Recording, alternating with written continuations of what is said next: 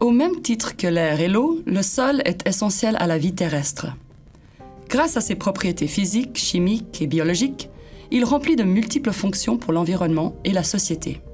Il constitue non seulement la base de la production alimentaire et de la biodiversité, mais il filtre et stocke l'eau et le carbone, ce qui réduit les risques d'inondation et joue un rôle primordial dans la protection du climat. Bien que vital, il est trop discret. S'il criait à chaque fois qu'il est malmené, nous ne pourrions plus nous entendre.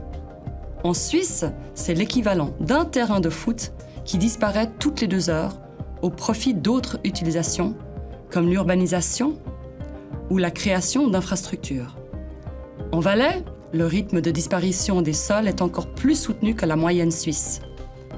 La topographie, tout en relief du canton, contraint le développement à se concentrer dans la plaine du Rhône et ses coteaux, là où se trouvent aussi les terres agricoles les plus fertiles.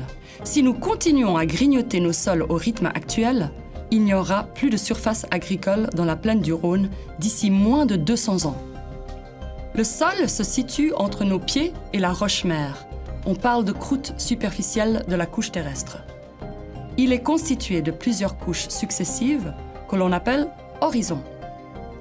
Ces horizons et leurs séquences sont essentielles au bon fonctionnement du sol.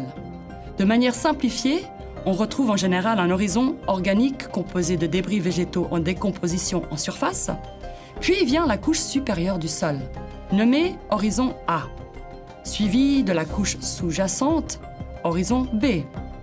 Ces 3 horizons, O, A et B, sont essentiels pour la croissance des plantes, l'infiltration de l'eau et le stockage du carbone et des nutriments. Puis, on se retrouve sur le sous-sol, ou horizon C, sur lequel le sol repose. Ces horizons sont composés de minéraux de différentes tailles issus de débris de roches. Argile, sable et limon, de matière organique, c'est-à-dire d'humus, ainsi que de milliards d'êtres vivants allant de la taupe, pour les plus grands, aux micro-organismes comme les champignons et les bactéries, pour les plus petits, en passant par les vers de terre, les colomboles, les nématodes ou encore les acariens. Eh oui, on l'ignore trop souvent, mais une cuillère à café de sol contient plus de micro-organismes qu'il n'y a d'êtres humains sur la Terre. Un sol de bonne qualité est donc un sol vivant, respirant, qui remplit ses fonctions régulatrices et filtrantes, pour n'en citer que quelques-unes.